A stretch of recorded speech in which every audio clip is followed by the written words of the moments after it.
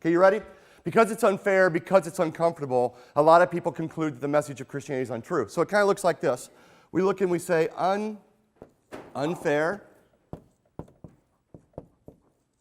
plus what? Comfortable. I'm going to run out of room, but we'll go below. Equals what? Untrue. Right. Yeah, a lot of people, yeah, I did. Uncomfortable, L-E. Thanks, Elise. My spelling, be thankful I didn't draw today. All right? Unfair plus uncomfortable means untrue.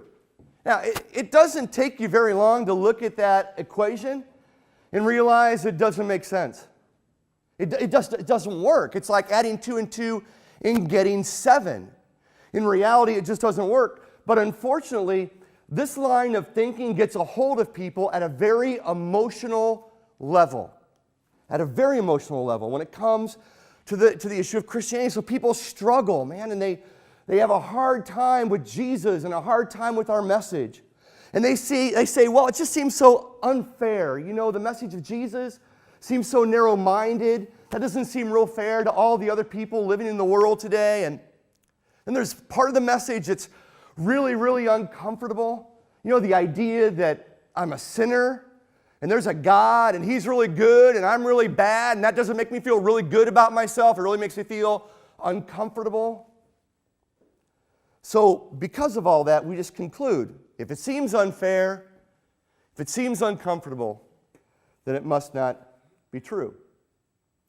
But here's something that you and I all know today. It's something we all understand. In the world in which you and I live, we all have experienced things that are unfair and uncomfortable, but are still, what? True.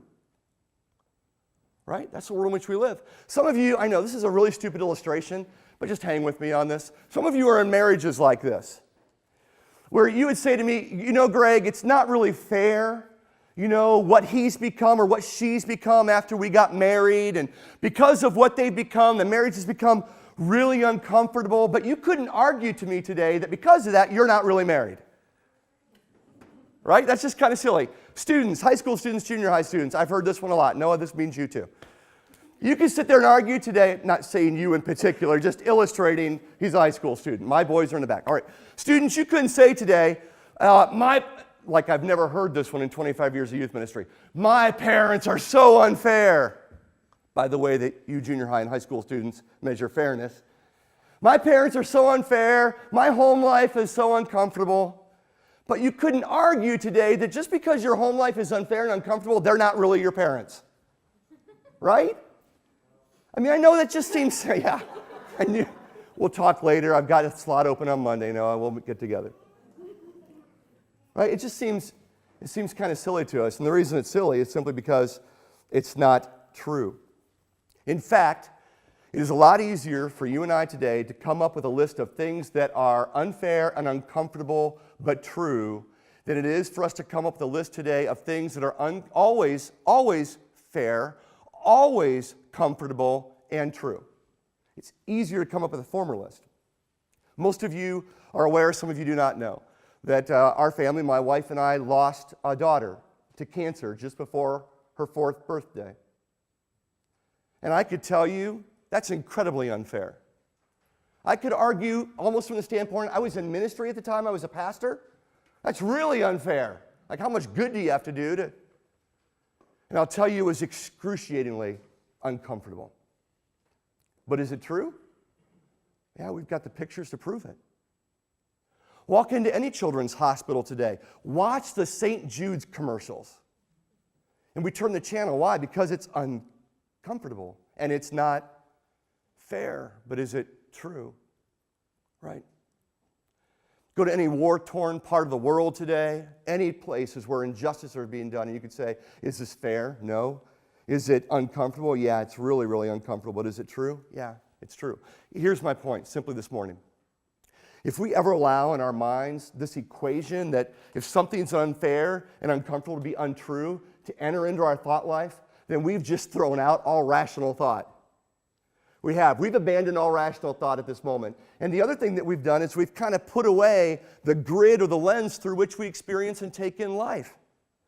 Because we all know, and some of us have experienced, situations that are unfair and uncomfortable, but they're true.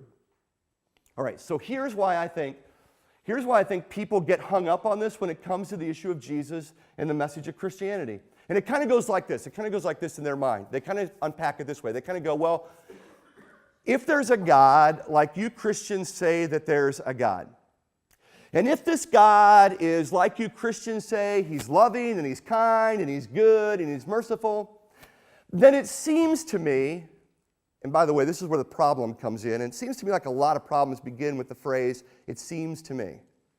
If there's a loving God, if he's kind and good, then it seems to me that this loving and kind good could come up with a system or an approach or a message that's absolutely fair, that is always comfortable, and that works out, right? Because he's God, right? This is not a big task for him. He can do anything. He can certainly come up with a way to patch this all together that is both fair and comfortable. And so here's the deal. Because Christianity is so narrow-minded, because Christianity seems to leave so many other people out of the picture when it comes to the question of eternity, because Christianity has all this negative stuff to say about other religions, because Christianity has a lot of stuff that doesn't seem to be real politically correct, because there's just a lot of stuff that bugs us about Christianity, on an intellectual level, there's no argument to be made about whether or not it's true. But man, on an emotional level, people just get going with this. If there's a loving, kind God that's good, then listen, if he's God and can do anything, he ought to be able to come up with a system that's fair and comfortable. And because Christianity doesn't fit these two first categories, then it can't be what? True. Because Christianity doesn't fit those first two, it can't be true. So there's our problem, and that's what trips us up. That's what trips us up when it comes to asking the real question. Hear this, the real question today isn't, is it fair or is it comfortable? The real question today is it true? Is it true? And the reason I think people get hung up on this, you're going to have to hang with me on this one for a second, is simply this. I don't think you or I really comprehend, understand, or get the impact that sin has had in our lives, in the lives of people around us, and in the world. I just don't think we get it. I don't think we understand the incredible impact sin has made in our lives and in the world in which we live. And I understand that. I get it. Because if you go back to the 8 commandments that we talked about last week, these 8 simple commands that every world religion embraces, and if we all sort of did our own self-survey right now, we'd all look and go, whoops, oh, yeah, we all fall short. We all fail. None of us measures up to this. And the only people that you and I know are also failures. They're also people who fall short, who don't measure up. It'd be different for me, you guys, if I were hanging around somebody that was always perfect. Because if I hung around with somebody who was always perfect, I would see how fall short I am. Because I could always compare myself. Like they'd be doing everything right, and I would always be falling short. But unfortunately for me, the only guys that I hang out with, even in this room, are all failures. They're all messed up, flawed human beings, right? So because of that, you and I become accustomed, dare I say even comfortable, with the idea of sin. We just get used to it. So we dumb it down or we numb ourselves to it because we just think, hey, you know what? This is typical. This is normal. This is what we've learned to experience. Of course, our leadership team has to look into buying a security system now. One more expense because we just put in lights and sound. Of course we have to look at a security system. Of course we have to have a police department. Of course we have to have a military. Of course we have to do all these things to protect ourselves because that's just the way the world is. It's just the way the world is. We're so surrounded by the effects and consequences of sin, it's just become normal to us. Because everybody around us, look on your right and look on your left. Do that right now. Look all around. We're all failures. We're all fall short people. And you and I have never been able to experience the world the way it was supposed to be. We've never experienced the world it was supposed to be. So all the impact, the maximum impact of sin is lost. Because this is all that we know. So I understand. You may be sitting there thinking this morning, yeah, Greg, the world's bad, but it's not all bad. In fact, from some of the things I see, we're getting better. We're making progress every day. And there's some evil in the world, but it's not like all evil. So the world's not like totally messed up. In some ways we're improving. In some ways we're doing better. And because of that, your God ought to be able to come up with a fair and comfortable system or way to sort of duct tape this sucker all back together and get it together and bridge this gap between us and Him. Because after all, if He's God, this shouldn't be too tough of a chore. Hear me. The truth is, I think the situation is much worse than you and I realize. I think the situation is far worse than we realize. And every now and then we get a glimpse of it, don't we? We hear about some guy who kidnapped some girl and put her in his shed behind his house, and he fathers children with her. And then along the way, we hear there was other women that he raped as well, and we hear that on the news, and we go, holy crap, or cow, sorry, youth ministry moment. And we go, holy cow, where'd that come from? How did that happen? Well, I'll tell you where it came from. You ready? It came from the very heart and soul of every single person who's walking the planet today, including all of us seated in this room. That's where it came from. It's just the byproduct or the outflow of the same selfishness that resides in your heart and mind. It's the same byproduct of the same fear that resides in your heart and mind. It's the same desperation, the same insecurity, the same fear that lives in you and lives in me. But I know you're better than that, right? And I'm better than that, right? Okay, it's all right. We hear about all these atrocities and these injustices and these inhumane things that happen all over the world that none of us could ever imagine doing. But you've never been that hungry. You've never been that fearful. And you've never been that desperate.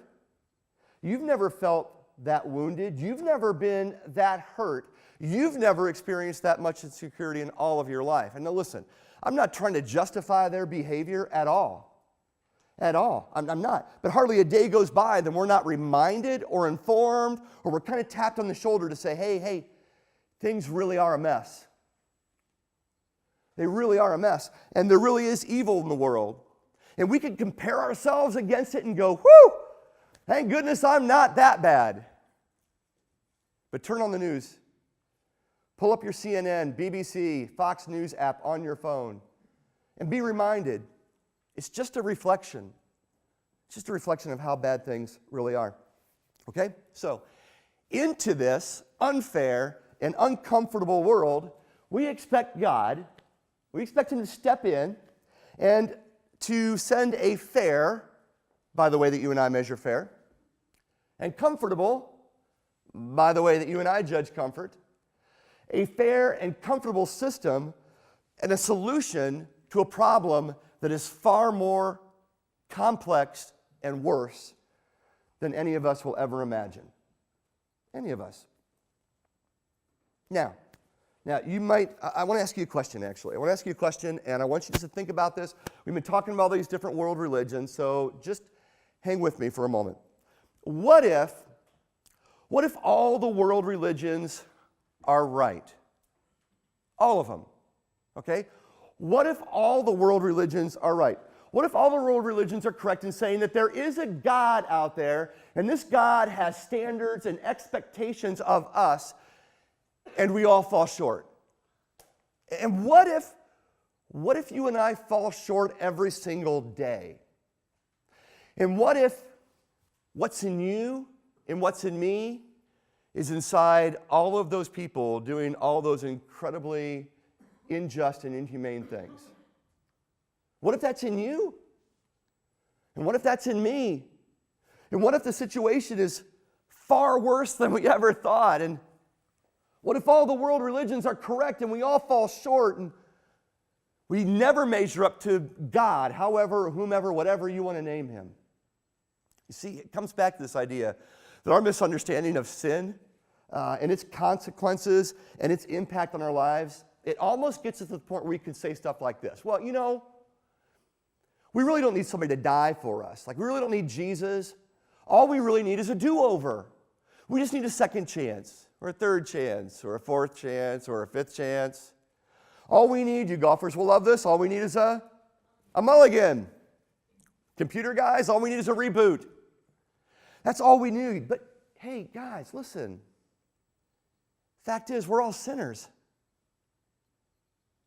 I'm looking at a bunch of them right in front of me, and you're looking at one sitting in front of you. We're all sinners.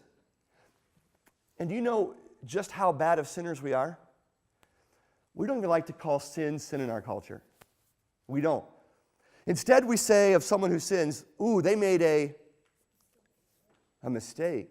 Yeah, they made a mistake.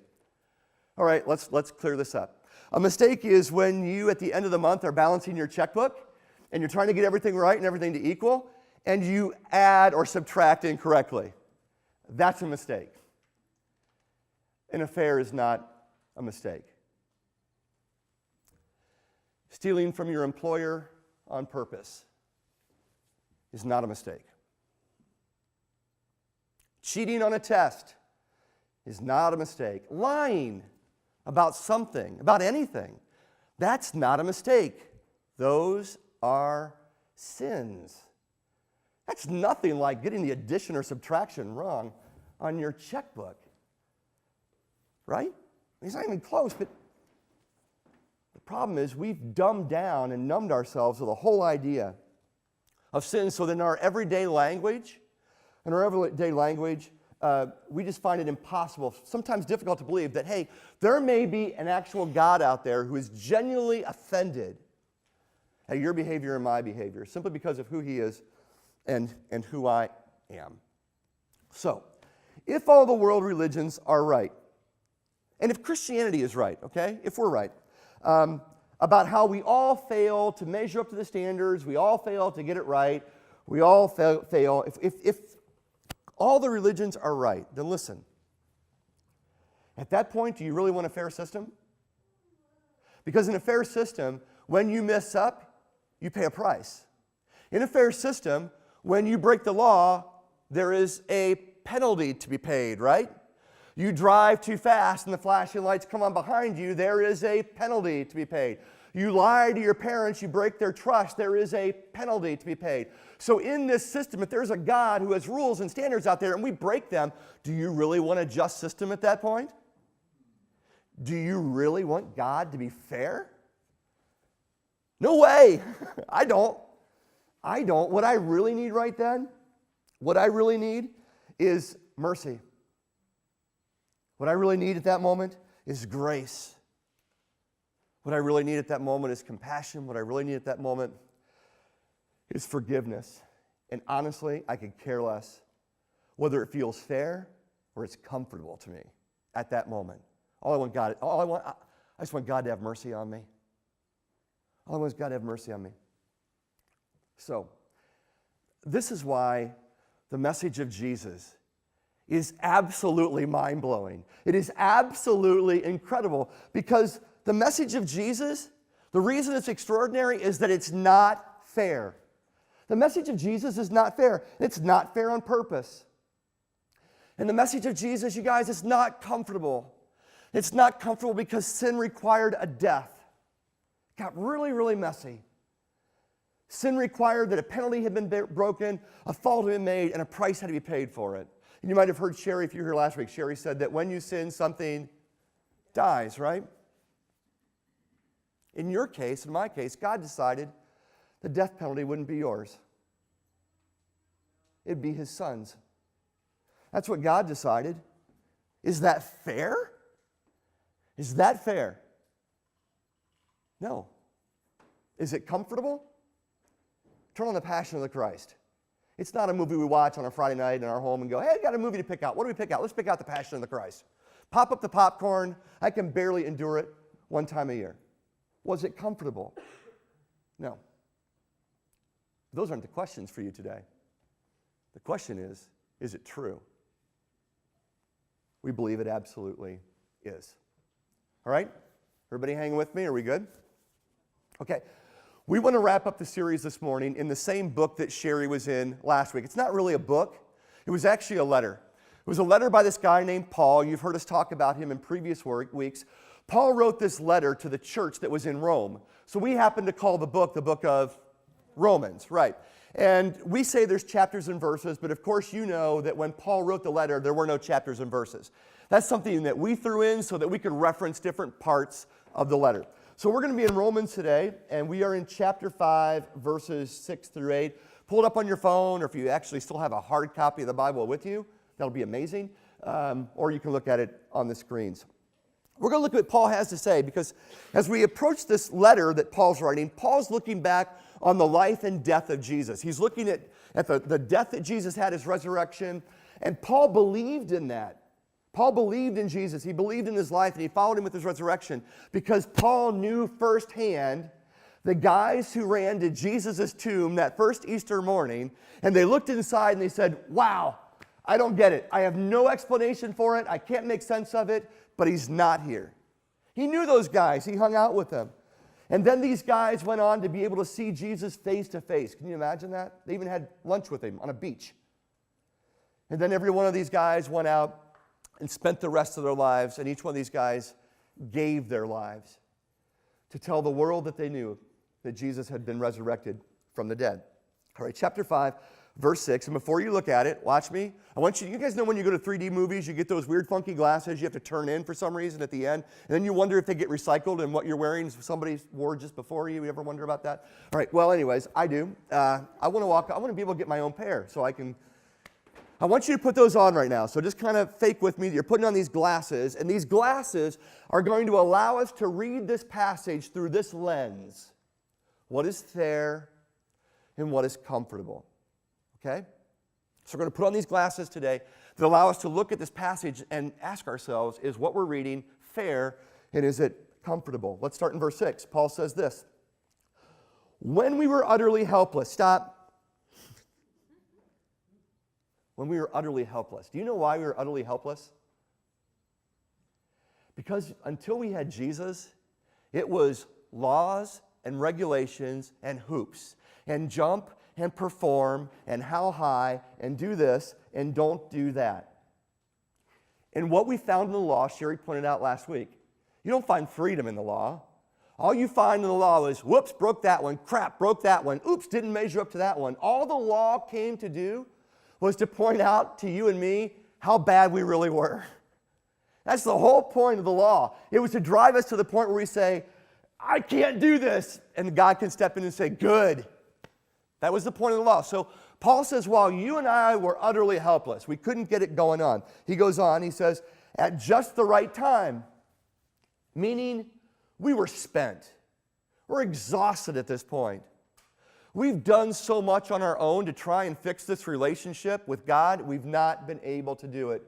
So when we were utterly helpless, and at just the right time, Christ came and died for us. What's the word? Everybody fill in the blank. What's the word? Sinners.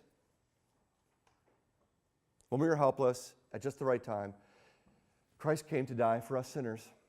There's another version that actually translates this and says, ungodly. When we were ungodly. Okay, so I meet with you for coffee at Starbucks. I've been going to West Central a lot lately. Those of you who have been looking at me for Talmage, I'm not there these days, so Shelley and you and Dave have been hanging out there. I've been going to West Central because it's new, and it's the old Caribou, so I have very fond memories there. And that way on Foursquare, I can still check into Caribou and the new Starbucks and still be the mayor of both. You won't understand that unless you're on Foursquare. So if I were to sit down with you today at Starbucks, and I have got my Grande Decaf Salted Caramel White Mocha. Yes, heart attack in a cup. and you've got whatever it is that you're drinking. For my wife, it would be tea. But if I were to sit down at Starbucks with you and look and say, so, I know this is kind of an odd question, but I want to ask you because we're here in this coffee house, kind of comfortable feeling. Are you ungodly? Like, what would you say? How would you respond? Because most of us would probably say, I don't think so, I try to be a good person.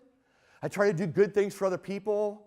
I try to be responsible. I try to hold down a job. I provide for my kids, or I try to do all the right things. So, man, I'm not a saint. I wouldn't say I'm ungodly.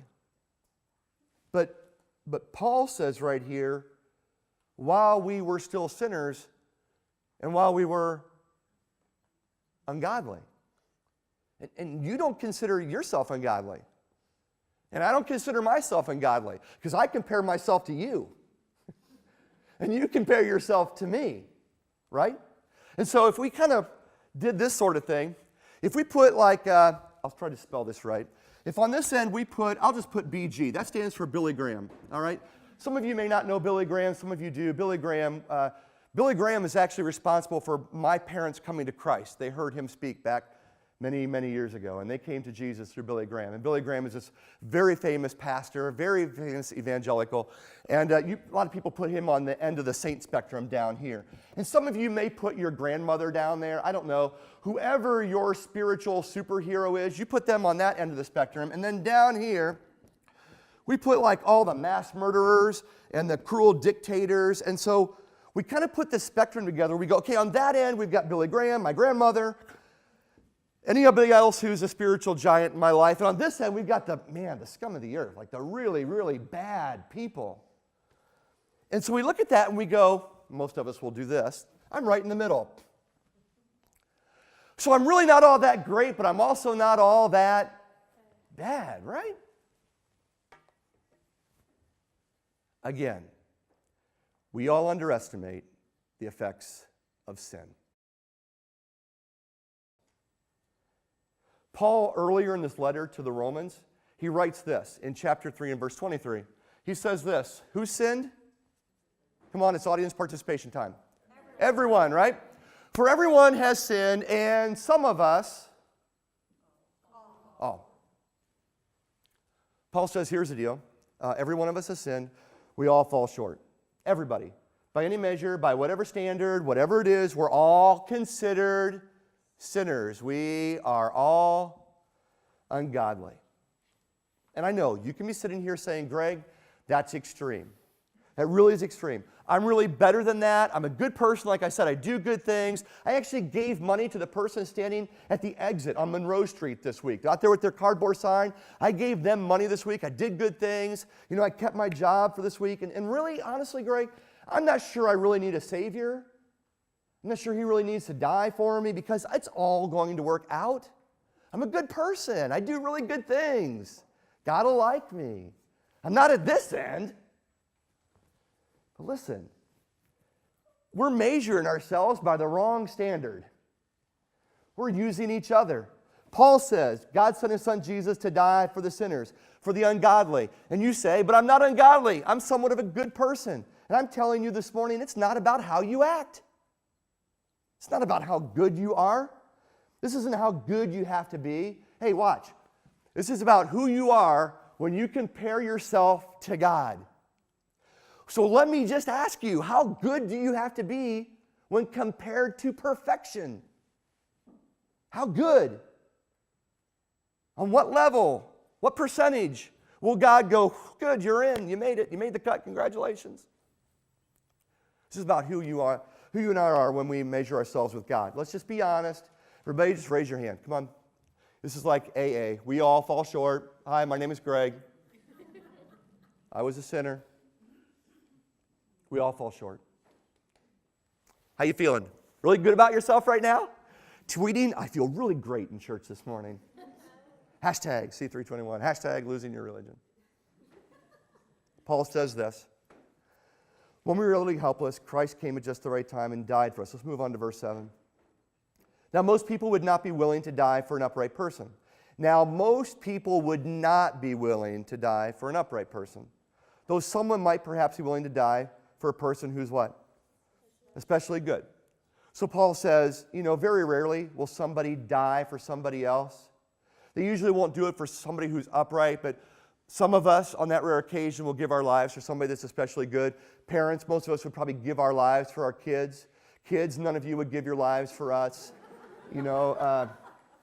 Most of you, you give your life maybe for a very, very good friend. So Paul says, rarely, every now and then, somebody will die for somebody that's good. All right, you got your glasses on? Put them back on. Read this verse and listen closely. See if this is fair and see if this is comfortable. But God showed His great love for us as compared to our love. God shows us His love this way.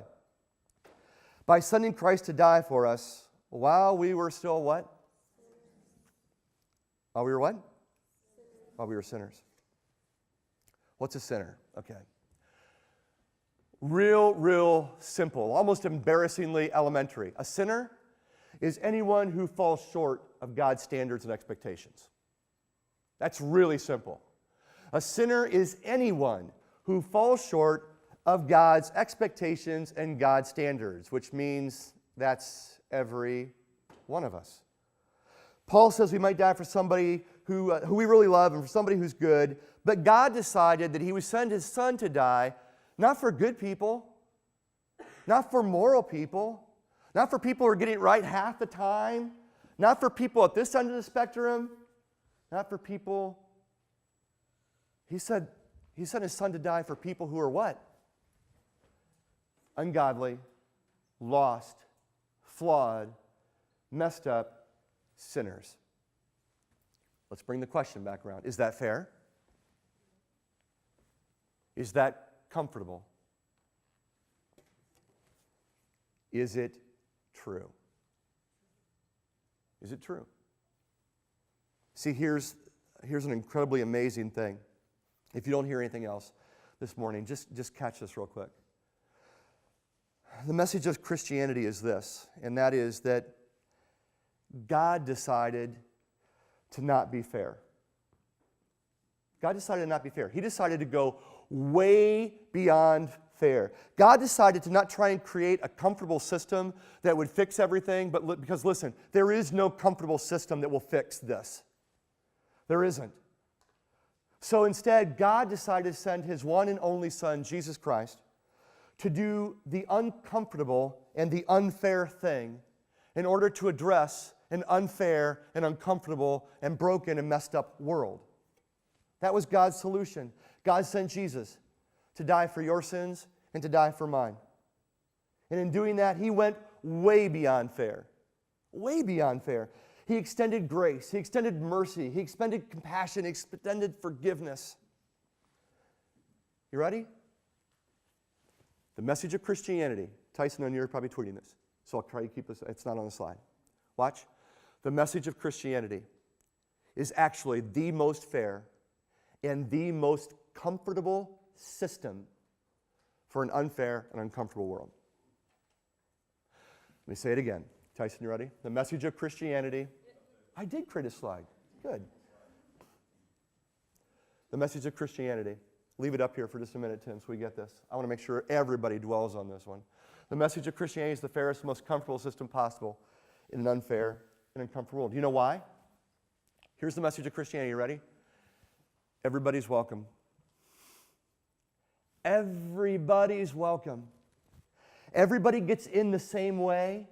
Everybody meets the same requirement. Everybody gets in. Muslim and Jew and Hindu and Buddhist and godly and ungodly and good people and moral people and immoral people. Red, yellow, black, or white. It doesn't matter what family you were born into. It doesn't matter what nationality you are. It doesn't matter what language you speak. It doesn't even matter who you know. Everybody gets in this morning. It's an all pass. All get in free. That's the message of Christianity. And the invitation is to everybody. Hear me? It doesn't get any fairer than that. Right? Can it get any fairer than that? Everybody's welcome. Everybody. And Jesus tried to make it like really, really clear. So Jesus has this moment in John chapter 14. We referenced this verse not too long ago, where Jesus sums everything up. And he says these words. He says, I am the what? The way. We talked about that. The early Christian church, they weren't called Christians, they were called the way. I am the way, the truth, and the life. And then no one comes to the Father but by me. I can hear it already. You can say to me this morning, Greg, that's still way too narrow. And I'll respond back, it may be too narrow in your way of thinking, but that doesn't make it untrue. Right? The fairness of the gospel is that everybody gets in the same way. There are all these rules and regulations and hoops to jump through and abide by. Everybody gets in the same way. It's through Jesus. It's through Jesus. Okay, now let me be real upfront and honest. I realize this morning's message, the most offensive part of it is the Jesus part. I get that. I realize that you can go anywhere in the world today and people will talk about God. You can have conversations with people about God. You can stand up at your commencement address and pray to God. But don't mention the name Jesus. Because Jesus is extremely offensive. And you know what? He predicted that. He said he would be. Jesus is what makes this way so incredibly narrow. And you know what? He said and predicted it would be. And I get it. You can sit here and go, Greg, I really love coming. I love being here. You know, I love the God part. I love everybody. I like that message. I love to be good to people and be kind to people and love each other. And I love the people that are here and how they love on each other. And I like the music and the sounds. I like seeing what's happening. I kind of come every week going, what's happened now? It's really cool. But Greg, listen, the part I really struggle with this morning is the Jesus part, man. I like everything else. I just can't get past the Jesus part. I get it. The question I have back for you this morning isn't, is the Jesus way fair? Is the Jesus way comfortable? The question I have for you today is the Jesus way true? Is the Jesus way true? Again, it may not be fair by the way that you measure fairness, but God extends today His invitation through Jesus to everybody. And here's the best part. The requirement is not this. The requirement's not, hey, keep 6 out of the 8 or keep 8 out of the 10 commandments. That's not the requirement. The requirement isn't, please don't screw up just before you die, because if you do that, you're out. Like you just can't, you're in, because you're not in, because you just died and you were messing up in the process. It's also not the requirement that says, how much good do I have to do to make up for all the bad in my life? So say you're sitting here this morning and you only have so much time left in your life and you don't have enough time to make up for all the bad stuff. So you're screwed. You're out this morning because you don't have time. So just reckon it and get used to it. Or you're here this morning and you do have enough time in the rest of your life to make up for all the bad stuff. So you try.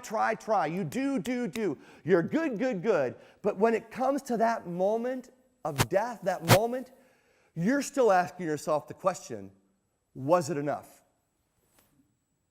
Was it enough? I don't know. Where do I stand with God? Do I measure up? You're still in that moment going, I don't know if I get in. Let me ask you a question. What kind of system is that? What kind of system is that where you don't know? Because listen, hey, everyone, that's the system every other religion in the world embraces. Every other world religion embraces the fact that somehow you and I have to good our way to God. And in the end, you don't know how much you have to do. And you don't know if it was enough. And you don't know how much time was left. And there's no assurance. So you live every day guessing and praying to God that it was enough that maybe you'll get in. But you don't know. You know what's better than that? Grace. Just say it with me.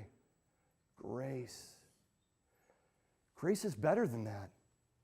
Fairness by God's standard is far better than that. Everybody meets the requirement. Here's the requirement. You ready? It's real simple.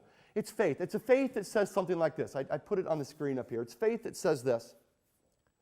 I believe that when Jesus Christ died on the cross, that He died for my sins and the sins of the whole world. And I'm going to place my faith, my trust, and my dependence on His death and His resurrection as the full payment for my sin. That's it.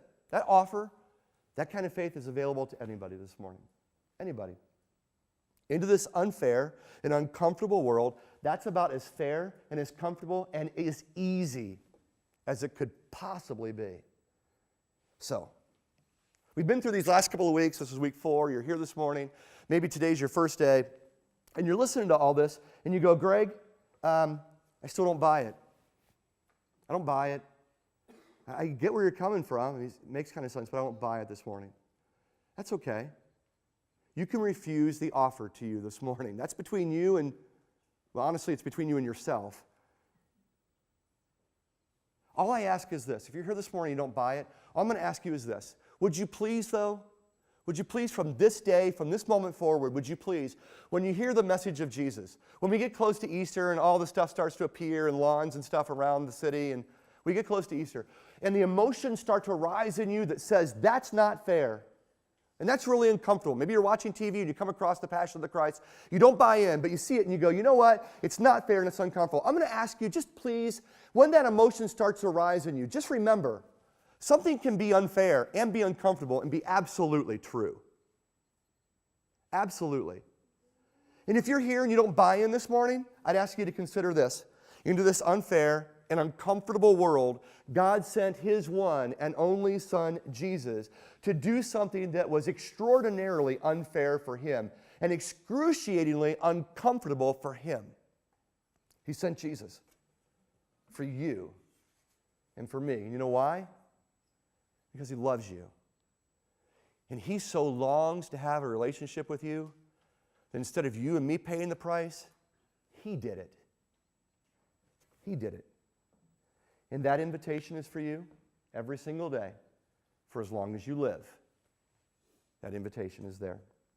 That you would just put your trust and confidence this morning in simply who Jesus is, and that you would give up trying and being and seeing if you can measure and how percentage of good are you. Just throw that away and come to Jesus this morning, because He's more than enough. He's more than good. Because the real question today is not, is it fair by how you judge fairness? Is it comfortable by how you judge comfort? The question is it true? Is it true that while you and I were still sinners and ungodly, that Jesus came and died for us? Is it true, like Sherry said last week, what the law was unable to do, that Jesus did? Is it true? That's the issue. That's the question I have to leave you with this morning as we wrap up this morning. That's this whole series. And if you can come to grips with that this morning, and if you can get by the whole fairness and comfort issue and not be fooled by all the emotions that come with it that turn into an argument that's not really an argument at all, then welcome.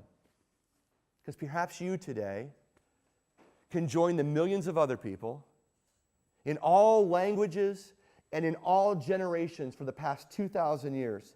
Maybe you can join those of us this morning who have embraced this idea that Jesus is who He claims to be, and that you this morning can embrace the idea that there is a loving, compassionate, kind, perfect God who's made a way for you to have a relationship with Him.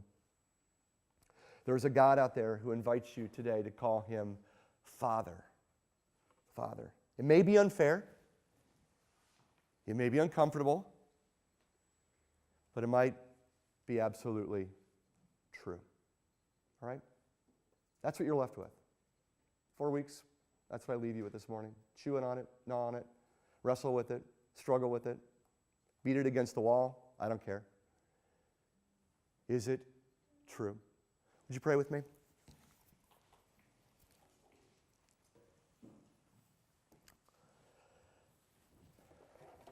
Well, Father, boy, just the fact that I can call you Father this morning is pretty incredible.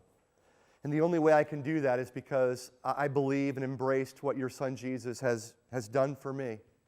And we've now come to the end of this journey for these last 4 weeks. And God, maybe some of us this morning are tired. Maybe we're just wore out. Maybe we've tried so hard, and maybe even today we're trying, going, I've got to be good. When the next good opportunity comes up, I have to take advantage of it, because if I don't, I'm out. And maybe we're kind of internally in our heads keeping score. Where am I? Where am I on the continuum? Am I on this end? I just drifted towards this end. And some of us are here this morning going, Greg, if I were to stand face to face with God this morning, I don't know if it's enough. I don't know if I make it. And the invitation for you today is simply this: that you would come to terms, that you would recognize what it is that Jesus has done for each of us. I want to lead you through a prayer. It's those words we just prayed a second ago. You kind of saw them on the screen about what faith is. And I want to invite you. The invitation is for everybody this morning. Muslim, Jew, Hindu, Buddhist, good, bad, moral, immoral, no matter where it is. The invitation is for everybody this morning. If you are here this morning and you're ready to say, I'm done trying, I need assurance, I need confidence that I know for a fact my standing before God's not based on anything I do. It's based on who Jesus is. That's why he had to come. He paid the price. He paid the final penalty, because whenever you sin, it costs you something. Then I'm going to ask you to quietly pray this prayer to yourself. Just kind of repeat after me. Heavenly Father, I believe that Jesus Christ, your Son, died on the cross for my sins. And today, I'm going to place my faith, my trust, and my dependence on his death and resurrection as the full payment for my sin. And today, Jesus, I will seek to follow you, knowing that my relationship with God, my salvation, and my standing is all in Jesus' hands. Father, I pray these things in Jesus' name. Amen.